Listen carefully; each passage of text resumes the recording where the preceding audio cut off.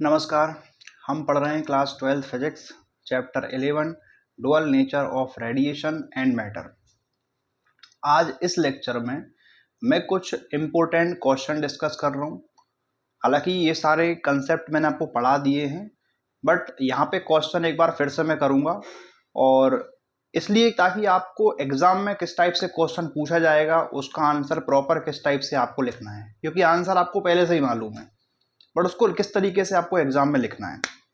तो इसके लिए मैं यहाँ पे आपको एक्सप्लेन करूंगा, और इस लेक्चर में हम ये कुछ क्वेश्चन डिस्कस करेंगे कि व्हाट आर फोटॉन्स, फोटॉन्स क्या होते हैं, और राइट इट्स प्रॉपर्टीज। आपको इसकी प्रॉपर्टीज लिखना है। तो ऐसा कुछ नहीं कि आपको मालूम ना हो, आपको पता है फोटोन क्या होता है, आपको ये भी मालूम है कौन कौन सी प्रॉपर्टीज होती हैं उसकी, बट एग्जैक्ट कौन सी प्रॉपर्टीज आप लिखेंगे, पता चले कोई दूसरे क्वेश्चन का आंसर किसी दूसरे क्वेश्चन में आप लिख रहे हो, तो ऐसा नहीं करना है। इसलिए आपको बता देता हूं मैं कि फोटॉन्स क्या होते हैं, फोटॉन्स की प्रॉपर्टीज क्या होती हैं, वो हम लिखेंगे यहाँ पे। और what is photo electric effect, ये तो आपको पता है, डेफिनेशन भी आपको याद है, लेकिन how it was explained by Einstein. ठीक है, तो आइंस्टीन ने इसको किस तरीके से एक्सप्लेन किया था, तो प्रॉपर आंसर कैसे लिखेंगे आप एग्जाम में वो यहाँ पे लिख के दिखाऊंगा मैं आपको। और what are the laws of photo electric effect, कौन कौन से लॉज होते हैं ये सब पढ़ लिया है। आपको अलग से मैंने नाम नहीं दिया था कि ये लॉज हैं, बाकी हमें सब कुछ पता है। तो what are the laws of photo electric effect, और why wave theory fail to explain photo electric effect. तो ये क्वेश्चन नया मिलेगा कि वेव थ्योरी फेल क्यों हुई इसको एक्सप्लेन करने में। ठीक है, तो ये क्वेश्चन हम स्टार्ट करते हैं। तो ये क्वेश्चन है what are photons, right its properties. Photons क्या होते हैं, क्या प्रॉपर्टीज होती हैं। तो आपको मालूम है फोटॉन्स क्या होता है। फोटॉन्स आर एनर्जी बंडल, यानी कि पैकेट ऑफ एनर्जी बोल सकते हैं, बंडल ऑफ एनर्जी बोल सकते हैं। ये क्या होते हैं, पैकेट या बंडल ऑफ एनर्जी। और कोई भी एक सोर्स है लाइट का, मान लो ये कोई सोर्स है, तो ये यहाँ से क्या करता है, सोर्स को एस मान लेते हैं, तो ये फोटोन एमिट करता है। फोटोन का मतलब होता है एनर्जी के पैकेट, एनर्जी के बंडल एमिट करना। और इस जो पार्टिकल होगा, क्योंकि radiation consist of particles, these particles are called photons, इसको अपन फोटोन बोलते हैं। तो फोटोन एक्चुअली है क्या, एनर्जी के बंडल्स हैं, एनर्जी के पैकेट्स हैं, और इसी को हम फोटोन बोलते हैं। इसका एक और नाम आप बोल सकते हैं क्वांटा, जिसको अपन बोल सकते हैं, तो फोटोन या क्वांटा। और which are emitted from a source of radiation, कोई भी रेडिएशन का सोर्स है वहां से इमिट होते हैं। और move with speed of light, यानी इनके मूव करने की स्पीड कितनी होती है, तो ये लाइट की स्पीड से मूव करते हैं।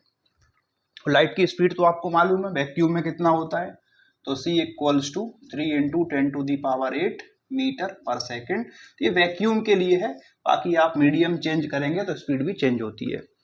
ये तो फोटोन की बात हुई। अब प्रॉपर्टीज क्या होती हैं, तो ईच फोटोन हैज एनर्जी, तो हर एक फोटोन की एक एनर्जी होती है। तो आपको मालूम है एनर्जी क्या होता है, energy equals to H F, F का मतलब फ्रीक्वेंसी, एच मतलब प्लैंक्स कांस्टेंट।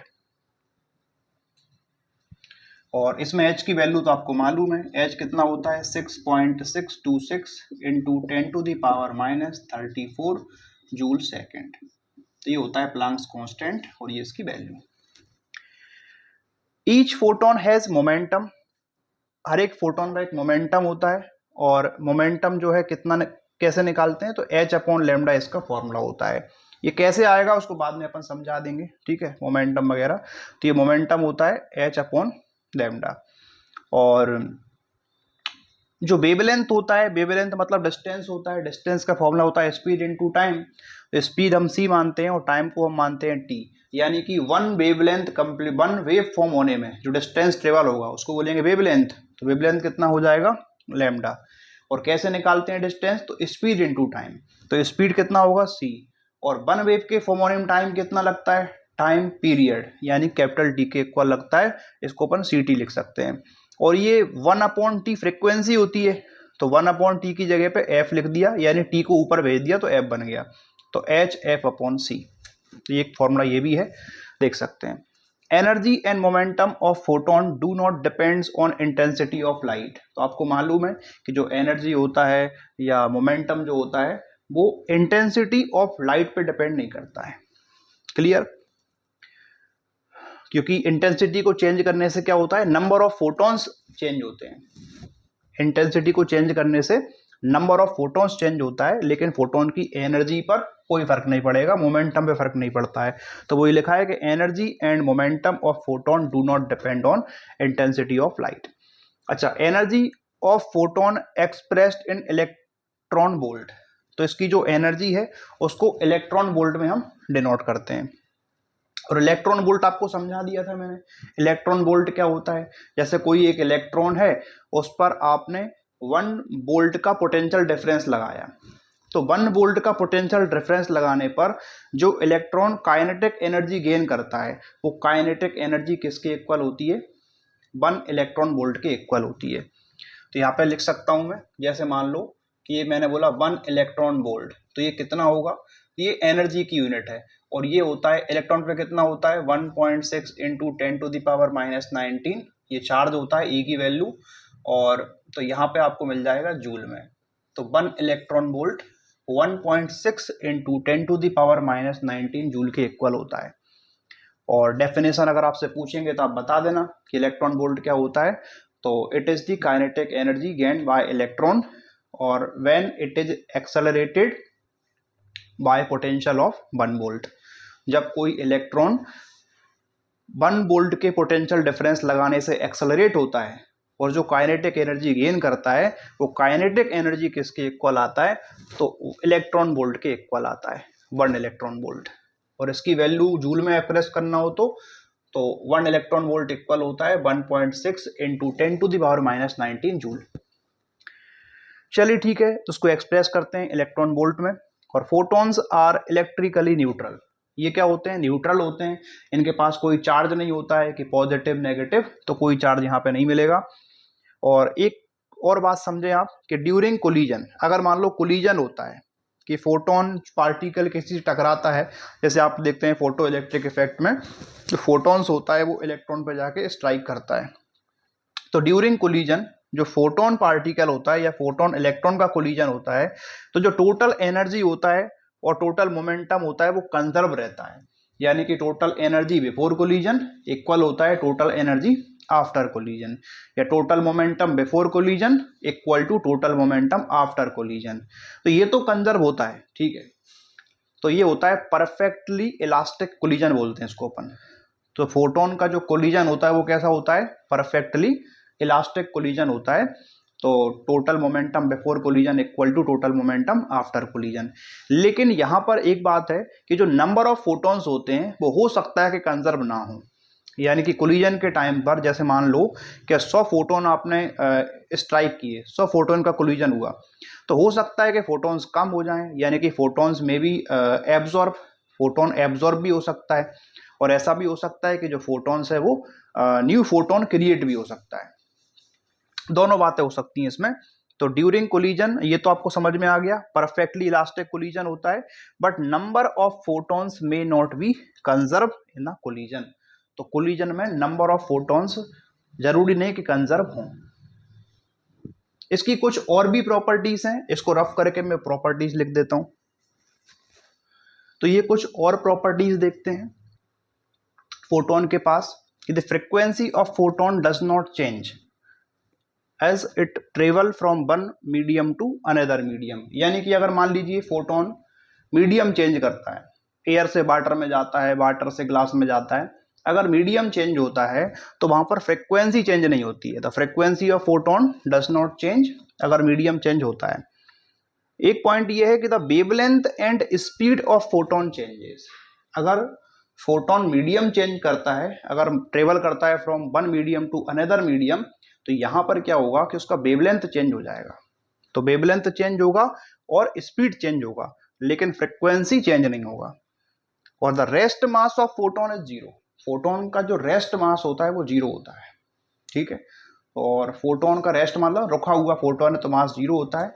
और इसका मतलब ये है कि जो फोटोन होता है वो रेस्ट में एग्जिस्ट नहीं करता है। तो photon can not exist at rest, तो रेस्ट में एग्जिस्ट नहीं करेगा। तो ये मैंने प्रॉपर्टीज आपको बता दी, प्रॉपर्टीज ऑफ फोटोन, फोटोन क्या होता है। इसमें से कुछ प्रॉपर्टीज आप याद रख लेना और कोई सी प्रॉपर्टी एग्जाम में आती है तो आप लिख सकते हैं। अब हम देखते हैं सेकंड क्वेश्चन कि what is photo electric effect और how it was explained by Einstein. तो फोटो इलेक्ट्रिक इफेक्ट क्या होता है और आइंस्टीन ने इसको किस तरीके से एक्सप्लेन किया। तो ये पहले भी आपको नोट करवा चुका हूं मैं कि what is photo electric effect. तो when radiations of sufficient frequency fall on a metal surface they can eject electrons और this effect is called photoelectric effect। ये हम पहले ही एक्सप्लेन कर चुके हैं और इसकी डेफिनेशन आपको नोट मैंने पहले ही करवा दी, इसको बार बार नहीं लिखूंगा मैं, आप ऑलरेडी नोट कर चुके हैं। तो how it was explain by Einstein, तो आइंस्टीन ने इसको किस तरीके से एक्सप्लेन किया, तो ये भी हालांकि हम पढ़ चुके हैं, लेकिन एक प्रॉपर इसका आंसर क्या होगा तो वो आप यहाँ पे देखें कि Einstein's theory of photo electric effect. तो आइंस्टीन की थ्योरी क्या है, तो पहला पॉइंट है कि photoelectric emission is the result of, किसका रिजल्ट होता है, तो इंटरेक्शन होता है किसके बीच में, दो पार्टिकल के बीच में। यानी कि जो फोटो इलेक्ट्रिक इफेक्ट होता है वो रिजल्ट होता है इंटरेक्शन ऑफ टू पार्टिकल। कौन कौन से पार्टिकल, एक होता है फोटोन ऑफ रेडिएशन, भाई रेडिएशन के पास फोटोन होता है, तो एक फोटोन का, और दूसरा इलेक्ट्रॉन। इलेक्ट्रॉन किसका, जो आपने मेटल लिया था, मेटल कौन सा लिया था, तो फोटो सेंसिटिव मेटल हमने लिया था, तो उस मेटल का इलेक्ट्रॉन और रेडिएशन का फोटोन, ये दो पार्टिकल के बीच में जो इंटरेक्शन होता है, यानी दोनों जब एक तरह स्ट्राइक करते हैं, टकराते हैं, तो उसका जो रिजल्ट निकलता है ना, वो रिजल्ट होता है फोटो इलेक्ट्रिक इफेक्ट। तो वो यहाँ पे लिखा है कि photoelectric emission is the result of interaction of two particle. कौन कौन से, one a photon of incident radiation, एक तो फोटोन होता है, ठीक है, किसका, रेडिएशन का, फोटोन ऑफ इंसिडेंट रेडिएशन, और दूसरा जो पार्टिकल होता है इलेक्ट्रॉन होता है, वो भी किसका, फोटो सेंसिटिव मेटल्स का। तो ये हो गए दो पार्टिकल, इन दोनों के इंटरेक्शन का जो रिजल्ट है वो है photo electric effect. Second point कि the minimum energy required to eject electron from metal surface is called work function of the metal. ये ऑलरेडी हम डिस्कस कर चुके हैं, वर्क फंक्शन क्या होता है, तो उन्होंने यही बताया आइंस्टीन की थ्योरी में कि जो कम से कम एनर्जी रिक्वायर्ड होता है किसी भी इलेक्ट्रॉन को उसकी मेटल सरफेस से बाहर निकालने के लिए, उस मिनिमम एनर्जी को हम वर्क फंक्शन बोलते हैं। चलिए ठीक है। थर्ड पॉइंट है कि each photon interact with one electron, यानी कि जो हर एक फोटोन होता है वो एक इलेक्ट्रॉन से इंटरेक्ट करता है, यानी कि भैया एक फोटोन है तो एक इलेक्ट्रॉन से स्ट्राइक करेगा, आप ये समझ लो। तो हर एक फोटोन क्या होता है, सिंगल सिंगल, यानी कि इंडिविजुअल इलेक्ट्रॉन से स्ट्राइक करता है। ऐसा नहीं कि एक फोटोन जो है वो दो तीन इलेक्ट्रॉन से स्ट्राइक कर गया, ऐसा नहीं होगा। तो इसमें वही बात लिखी है कि each photon interact with one electron. अच्छा, द एनर्जी ऑफ, एनर्जी कितनी होती है, HF ऑफ इंसिडेंट फोटोन, इसके अपन यूज करते हैं दो पार्ट में। भाई फोटोन के पास एनर्जी थी, फोटोन किसी इलेक्ट्रॉन से स्ट्राइक कर गया, तो उसकी जो एनर्जी होगी फोटोन की, जो कितना होता है HF, उसका दो पार्ट में यूज होता है, टू टाइप से यूज कर सकते हैं। कौन कौन से टाइप, तो पहला पार्ट होता है कि to eject electron from the metal surface. तो पहला काम तो उस एनर्जी का क्या है कि उस इलेक्ट्रॉन को मेटल सरफेस से बाहर निकालना। दूसरा काम ये होता है कि in the form of kinetic energy of ejected electron, जब कोई इलेक्ट्रॉन बाहर निकलेगा उसके पास कुछ स्पीड होगी, कुछ वेलोसिटी होगी, मतलब उसके पास एक काइनेटिक एनर्जी होगी। तो जो भी उसको एनर्जी हमने दिया, फोटोन ने जो उसको एनर्जी दिया, उसने इससे दो काम किए। पहला काम क्या किया, बाहर निकल के आया, यानी कि एनर्जी का यूज हुआ बाहर निकलने के लिए, और दूसरा जो बाहर निकलने के बाद जो इलेक्ट्रॉन आपको मिलेगा, इजेक्टेड इलेक्ट्रॉन, तो उसके पास जो काइनेटिक एनर्जी है वो भी कहां से आई थी, फोटोन से आई थी। तो इसके दो काम होते हैं, तो to eject electron from the metal surface और in the form of kinetic energy of ejected electron, दो तरीके यूज करेंगे इसका। अच्छा, the photons which have energy greater than 5। अब अगला पॉइंट क्या है, एक तो हमने देख लिया फोटोन की एनर्जी का यूज दो काम में करना है, इलेक्ट्रॉन को बाहर निकालने के लिए, और बाहर जो इलेक्ट्रॉन आएगा मतलब इजेक्टेड इलेक्ट्रॉन, उसकी काइनेटिक एनर्जी की फॉर्म में। अच्छा, अगला पॉइंट ये बोल रहा है कि the photon which have energy greater than 5, मतलब ऐसे फोटोन जिनकी एनर्जी क्या हो, वर्क फंक्शन से ज्यादा हो, तो वही कैपेबल होते हैं जो कि इलेक्ट्रॉन को इजेक्ट कर पाएंगे। बाकी ऐसे फोटोन जिनकी एनर्जी वर्क फंक्शन से कम होगी तो वो इलेक्ट्रॉन को इजेक्ट नहीं कर पाएंगे। तो ये कुछ पॉइंट हैं ठीक है, ये आप देख सकते हैं आइंस्टीन थ्योरी के अकॉर्डिंग। और इसके बाद आपको ये बता देता हूं मैं, इसको रफ करते हैं। ये 4 पॉइंट आपको याद रखना है। और जो फोटो इलेक्ट्रिक इक्वेशन का जो डेरिवेशन होता है वो मैं इसी में रख देता हूं। तो देखिए कैसे, तो कंजर्वेशन ऑफ एनर्जी लगा लेते हैं, ये वाई कंजर्वेशन ऑफ एनर्जी। तो कंजर्वेशन ऑफ एनर्जी के अकॉर्डिंग, तो मान लो ये कोई भी मेटल सरफेस था, यहां पर कोई फोटोन आया जो स्ट्राइक हुआ, यहाँ पे कोई इलेक्ट्रॉन था और इलेक्ट्रॉन बाहर निकला, तो ये इलेक्ट्रॉन यहां से बाहर हो गया। अब इस फोटोन के पास एनर्जी थी, और फोटोन की एनर्जी मतलब क्या होता है, HF, या इस एनर्जी को अपन E मान सकते हैं। तो फोटोन के पास कितनी एनर्जी है, E एनर्जी है। इसने इलेक्ट्रॉन को एनर्जी दिया। अब इलेक्ट्रॉन ने जो एनर्जी यूज की वो किस में यूज किया, एक बाहर निकलने के लिए और दूसरा काइनेटिक एनर्जी की फॉर्म में। तो कंजर्वेशन ऑफ एनर्जी के अकॉर्डिंग हम ये बोल सकते हैं कि कोलिजन के पहले की एनर्जी और कोलिजन के बाद की एनर्जी इक्वल होगा। तो total energy before collision equal to total energy after collision. तो कोलिजन के पहले की एनर्जी कितनी है, तो मान लो E एनर्जी हमने इसको दिया, और आफ्टर कोलिजन जो एनर्जी होगी इलेक्ट्रॉन के पास, तो देखो इलेक्ट्रॉन के पास एनर्जी थी, उसने किस में यूज किया, एक वर्क फंक्शन में यूज कर लिया, और दूसरा काइनेटिक एनर्जी के फॉर्म में।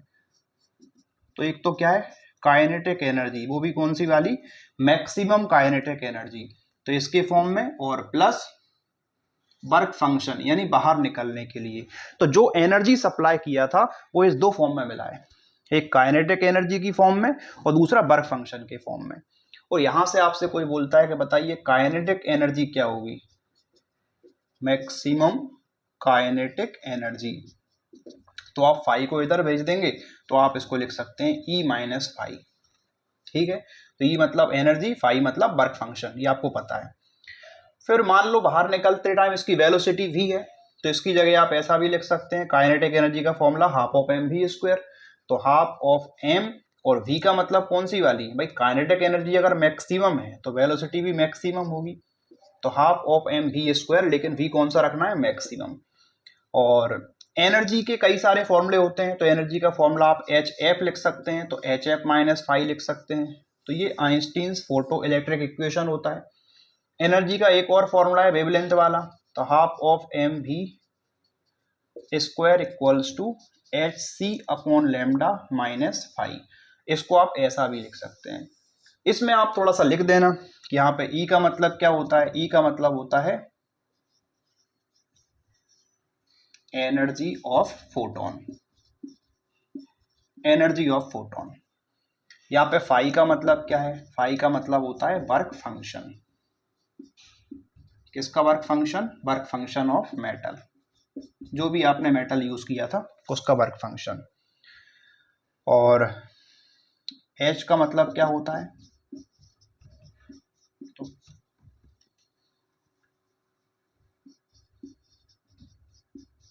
तो प्लांक्स कांस्टेंट। इसमें C का मतलब क्या है, स्पीड ऑफ लाइट, इस तरीके से आप लिख सकते हैं, तो speed of light in vacuum. और यहां पर F का मतलब क्या है, फ्रीक्वेंसी। और यहां पर लैम्डा मतलब वेवलेंथ।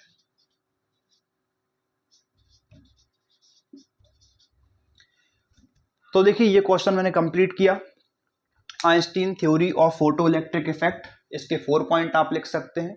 और उसके बाद बाय कंजर्वेशन ऑफ एनर्जी से आप ये डेरिवेशन कर सकते हैं आइंस्टीन्स फोटो इलेक्ट्रिक इक्वेशन के लिए। तो डेरिवेशन का क्वेश्चन अलग से आएगा तो इसको अलग से करके दिखा देना, और फोटो इलेक्ट्रिक इफेक्ट अलग आएगा, इसकी डेफिनेशन लिख सकते हैं। एक साथ पूछेगा तो आप एक्सप्लेन कर सकते हैं कि how it was explain by Einstein, उसमें आप पूरा लिख सकते हैं यहां तक। और अगर आपको सिर्फ इक्वेशन डायरेक्ट ड्राइव करने का बोल रहा है तो आप ये वाला कर सकते हैं। ओके।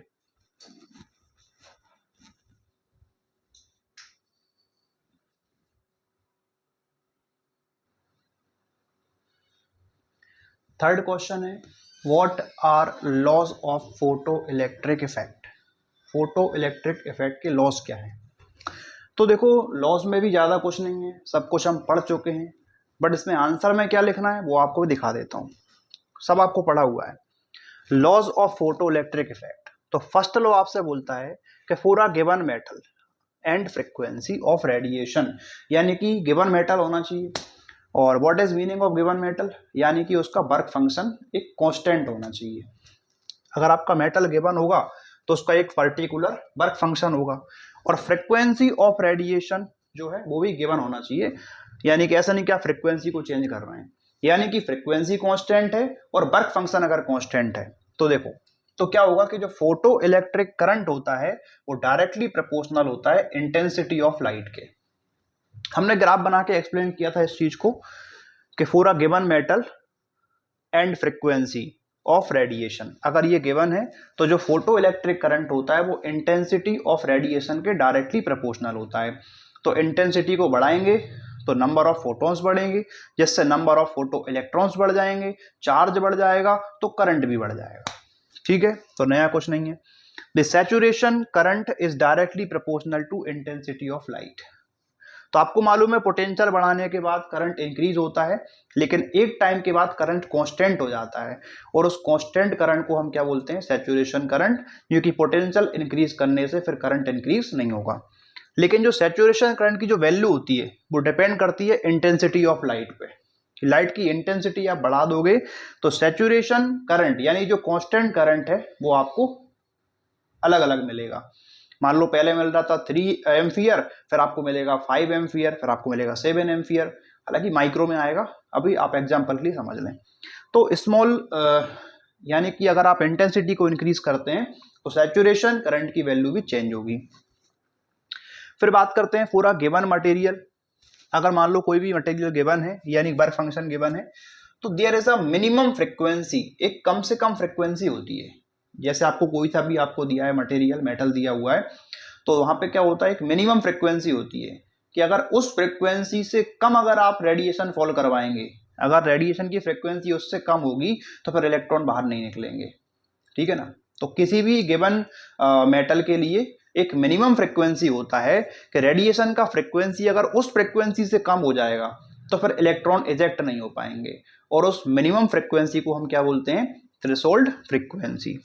ठीक है ना। तो वही लिखा है इसमें कि for a given material there is a minimum frequency below which no photoelectrons are emitted, यानी कि अगर फ्रीक्वेंसी उससे कम कर दोगे तो फोटो इलेक्ट्रॉन्स इमिट नहीं हो पाएंगे, और this minimum frequency is called threshold frequency. इसी को हम क्या बोलते हैं, थ्रेशोल्ड फ्रीक्वेंसी। अच्छा, स्टॉपिंग पोटेंशियल जो होता है वो डायरेक्टली प्रोपोर्शनल होता है फ्रीक्वेंसी के। अगर फ्रीक्वेंसी आप बढ़ा दोगे तो स्टॉपिंग पोटेंशियल बढ़ जाएगा। रीजन क्या है, क्योंकि फ्रीक्वेंसी बढ़ाने से फोटोन की एनर्जी बढ़ जाएगी। ठीक है, और फोटोन की एनर्जी बढ़ जाएगी तो जो फोटो इलेक्ट्रॉन था उसकी भी एनर्जी बढ़ जाएगी, और फिर उसको रोकने के लिए ज्यादा पोटेंशियल लगाना पड़ेगा। ओके, तो स्टॉपिंग पोटेंशियल डायरेक्टली प्रोपोर्शनल होता है किसके, फ्रीक्वेंसी के। Maximum kinetic energy of photo electron is directly proportional to frequency. बात वही है, स्टॉपिंग पोटेंशियल फ्रीक्वेंसी के प्रोपोर्शनल है, और मैक्सिमम काइनेटिक एनर्जी भी किसके प्रोपोर्शनल है, फ्रीक्वेंसी के प्रोपोर्शनल है। Stopping potential and maximum kinetic energy, अगर दोनों की बात करूं मैं, एक स्टॉपिंग पोटेंशियल और एक मैक्सिमम काइनेटिक एनर्जी, ये जो होते हैं फोटो इलेक्ट्रॉन्स के वो डिपेंड नहीं करते इंटेंसिटी ऑफ रेडिएशन पे।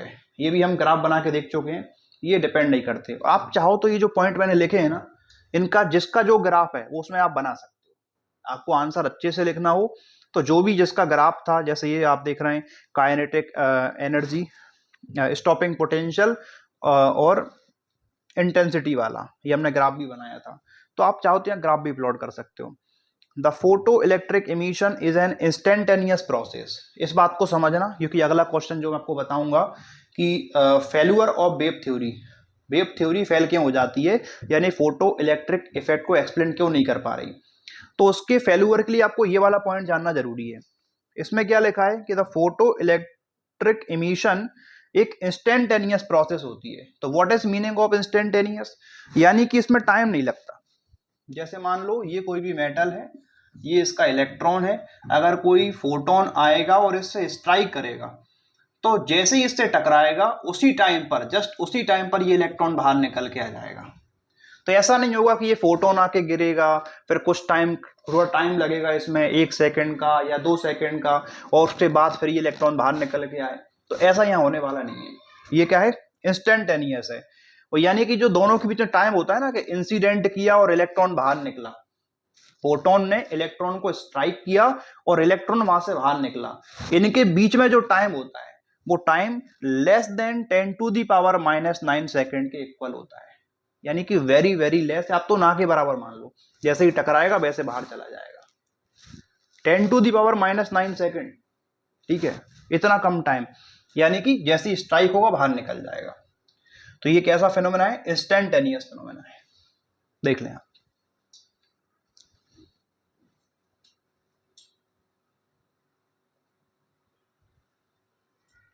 आप देखते हैं fourth question, why photo electric effect could not be explain by wave theory of light. यानी कि जो फोटो इलेक्ट्रिक इफेक्ट है उसको वेव थ्योरी से एक्सप्लेन क्यों नहीं कर सकते, या आप ऐसे बोल सकते हैं कि why wave theory fail to explain photo electric effect. तो ये क्वेश्चन ऐसे भी मिल सकता है। तो क्या लिखेंगे इसमें कि the photo electric effect could not be explain by wave theory of light because, उसका रीजन देखो, फर्स्ट सुनो, पहला रीजन ये बोल रहा है कि अकॉर्डिंग टू वेव थ्योरी। तो वेव थ्योरी आपसे ये बोलती है कि अगर आप इंटेंसिटी ऑफ रेडिएशन को इंक्रीज करते हैं, आपको मैंने बताया था कि इंटेंसिटी किसके प्रोपोर्शनल होता है, तो एम्पलीट्यूड के प्रोपोर्शनल होता है, ठीक है। तो according to wave theory increasing the intensity of light, अगर आप इंटेंसिटी को बढ़ा रहे होते हैं तो इंटेंसिटी बढ़ाने का मतलब है आप एनर्जी को भी बढ़ा रहे हैं। तो वेव थ्योरी के अकॉर्डिंग क्या होता है कि जो एनर्जी है वो प्रोपोर्शनल होता है इंटेंसिटी के, या फिर आप ये बोल सकते हैं कि इंटेंसिटी प्रोपोर्शनल टू एनर्जी। तो उसी के अकॉर्डिंग हम समझते हैं कि इंक्रीजिंग इंटेंसिटी, क्योंकि प्रोपोर्शनल होते हैं intensity and energy according to wave theory. तो according to wave theory increasing the intensity, अगर आप इंटेंसिटी को इंक्रीज करते हैं, बढ़ाते हैं, तो क्या होगा, एनर्जी ऑफ वेव इंक्रीजेस, तो एनर्जी भी क्या होगा, इंक्रीज हो जाएगा। और आपको मालूम है वेव का एनर्जी अगर इंक्रीज हुआ तो, क्योंकि जो वेव फॉल करता है इलेक्ट्रॉन्स के ऊपर, तो अगर आप हाई इंटेंसिटी की वेव को फॉल करेंगे तो जो एनर्जी इलेक्ट्रॉन को मिलेगी वो ज्यादा मिलेगी, क्योंकि अगर इंटेंसिटी को आप इंक्रीज करते हैं तो वेव की एनर्जी इंक्रीज होगी, और अगर वेव की एनर्जी इंक्रीज होगी मतलब एनर्जी ऑफ फोटो इलेक्ट्रॉन, ये जो फोटो इलेक्ट्रॉन्स होंगे, क्योंकि रेडिएशन को फॉल करने से जो इलेक्ट्रॉन बाहर निकल के आएंगे उनकी एनर्जी भी ज्यादा होगी, तो एनर्जी ऑफ फोटो इलेक्ट्रॉन भी क्या होगा, इंक्रीज होगा। तो बात समझ में आई, अपन सोच रहे हैं वेव थ्योरी के अकॉर्डिंग। तो according to wave theory intensity increase करने से एनर्जी इंक्रीज होती है, और अगर हाई एनर्जी की वेव को आप फॉल करते हैं किसी भी मेटल सरफेस के ऊपर, तो जो इलेक्ट्रॉन बाहर आएंगे तो उनकी एनर्जी भी इंक्रीज कर जाएगी, यानी कि ज्यादा एनर्जी की फोटो इलेक्ट्रॉन्स आपको मिलेंगे। तो energy of photo electron must increase, ऐसा होना चाहिए था, बट एक्चुअल में ऐसा होता नहीं है। तो फ्रॉम एक्सपेरिमेंटल ऑब्जर्वेशन, जो आपने देखा था एक्सपेरिमेंटल ऑब्जर्वेशन, उसके अकॉर्डिंग जो maximum kinetic energy of photo electrons होता है, यानी कि जो एनर्जी ऑफ फोटो इलेक्ट्रॉन्स है does not depend on intensity of light, light की इंटेंसिटी पे डिपेंड नहीं करता है। ये हो गया देखो फर्स्ट रीजन कि वेव थ्योरी क्यों एक्सप्लेन नहीं कर सकती। तो उसका रीजन यही है क्योंकि वेव थ्योरी के अकॉर्डिंग इंटेंसिटी जो है एनर्जी के प्रोपोर्शनल होता है, अगर इंटेंसिटी को आप बढ़ाएंगे तो एनर्जी भी बढ़ जाएगी। तो on increasing intensity energy of wave increases, और अगर हाई एनर्जी की वेव को आप फॉल करते हैं मेटल सरफेस के ऊपर, तो जो इलेक्ट्रॉन्स बाहर आएंगे उन्हें हम बोलेंगे फोटो इलेक्ट्रॉन्स, तो उनकी एनर्जी भी इंक्रीज होगी। तो इंटेंसिटी को इंक्रीज करने से फोटो इलेक्ट्रॉन की एनर्जी इंक्रीज हो जाएगी, और जो कि पॉसिबल नहीं है, क्योंकि हम पढ़ चुके हैं, एक्सपेरिमेंटली देख चुके हैं कि इंटेंसिटी को इंक्रीज करने से फोटो इलेक्ट्रॉन की एनर्जी को कोई फर्क नहीं पड़ता है। तो energy of photo electron independent of intensity of light. तो ये फर्स्ट रीजन हो गया। सेकंड ये देखिए, the energy of the radiation not go to the particular electron. मान लो ये कोई भी हमारे पास एक मेटल है और इसके नंबर ऑफ इलेक्ट्रॉन्स यहां पर हैं। अगर आप वेव थ्योरी के अकॉर्डिंग देखें तो लाइट जो आता है वेव फ्रंट की फॉर्म में आता है, ठीक है, तो वेव फ्रंट की फॉर्म में आएगा तो लाइट जो है वेव फ्रंट की फॉर्म में आएगा तो एनर्जी पूरी सरफेस में डिस्ट्रीब्यूट होगा। तो जो भी एनर्जी होगा वेव के पास वो पूरे सरफेस में डिस्ट्रीब्यूट होगा। अब सरफेस पे अगर एनर्जी डिस्ट्रीब्यूट होगा, सरफेस पे बहुत सारे इलेक्ट्रॉन्स होंगे तो सभी को एनर्जी मिलेगी एक साथ। ऐसा तो है नहीं कि जितनी भी एनर्जी है किसी एक इलेक्ट्रॉन को मिल जाए। अगर हम देखें वेव थ्योरी के अकॉर्डिंग तो जो एनर्जी होता है वो किसी एक इलेक्ट्रॉन के पास नहीं जाता है, जबकि एनर्जी डिस्ट्रीब्यूट होता है सभी इलेक्ट्रॉन्स में, मतलब पूरे सरफेस पर। और आपको मालूम है इलेक्ट्रॉन को बाहर निकलने के लिए जो एनर्जी रिक्वायर्ड होता है वो वर्क फंक्शन के इक्वल होता है। अब वेव के पास जो एनर्जी थी वो उसने किसी एक इलेक्ट्रॉन को तो नहीं दिया, इन सभी में डिस्ट्रीब्यूट कर दी। अब ये क्या करेंगे, जो इलेक्ट्रॉन्स होंगे वो टाइम लेंगे क्योंकि इनको एनर्जी रिसीव करना है। जब इस इलेक्ट्रॉन की एनर्जी वर्क फंक्शन के इक्वल हो जाएगी तब ये बाहर निकल पाएगा, तो सडनली तो इसको नहीं मिल पाएगी। तो इसको क्या करना पड़ेगा, कुछ टाइम तक वेट करना पड़ेगा, कुछ टाइम तक इंतजार करना पड़ेगा कि धीमे धीमे करके एनर्जी आ रही है, और जब अब इसकी एनर्जी बढ़ती जाएगी और जब इसकी एनर्जी वर्क फंक्शन के इक्वल हो जाएगी तो ये बाहर निकल जाएगा। ऐसा ही होना चाहिए था कि मान लो इसका वर्क फंक्शन है 4 इलेक्ट्रॉन वोल्ट का और एनर्जी मिली इसको स्टार्टिंग में 1 इलेक्ट्रॉन वोल्ट, फिर बढ़ती जाएगी 1 से 1.5, 2, 2.5, 3, 3.5 और 4, और जैसे ही 4 होगी तो ये बाहर निकल जाएगा। ऐसा होना चाहिए वेव थ्योरी के अकॉर्डिंग, बट रियल में ऐसा नहीं होता है। आपको मैंने बताया था कि फोटो इलेक्ट्रिक इफेक्ट क्या है, एक इंस्टेंटेनियस फिनोमेना है, यानी कि जैसे ही फोटोन स्ट्राइक करता है तुरंत इलेक्ट्रॉन बाहर निकल जाता है, मतलब टाइम नहीं लेता ये। लेकिन अगर इसके अकॉर्डिंग देखें तो टाइम लगेगा, क्योंकि एनर्जी डिस्ट्रीब्यूट कर दोगे आप, फिर इलेक्ट्रॉन को एनर्जी इकट्ठा करने में टाइम लग जाएगा और कुछ टाइम के बाद इलेक्ट्रॉन बाहर निकलना चाहिए, बट रियल में तो ऐसा नहीं होता है। तो ये भी इसका फेल्यूर है। तो क्या लिखा है, the energy of radiation not go to a particular electron, यानी कि जो रेडिएशन की एनर्जी होती है वो किसी पर्टिकुलर इलेक्ट्रॉन को नहीं जाती है, but it will be distributed among all the electron, ये सभी इलेक्ट्रॉन में डिस्ट्रीब्यूट होता है। और hence electron will take some time in accumulating energy, यानी एनर्जी को इकट्ठा करने में इलेक्ट्रॉन को टाइम लग जाएगा। Energy required for the emission, तो इमिशन के लिए जो एनर्जी रिक्वायर्ड है उसको एक्यूमुलेट करने में, इकट्ठा करने में टाइम लग जाएगा। बट फोटो इलेक्ट्रिक इफेक्ट तो आपको मालूम है कैसा होता है, इंस्टेंटेनियस प्रोसेस होता है कि जैसे ही इलेक्ट्रॉन पे एनर्जी मिलेगी तुरंत बाहर निकल जाएगा।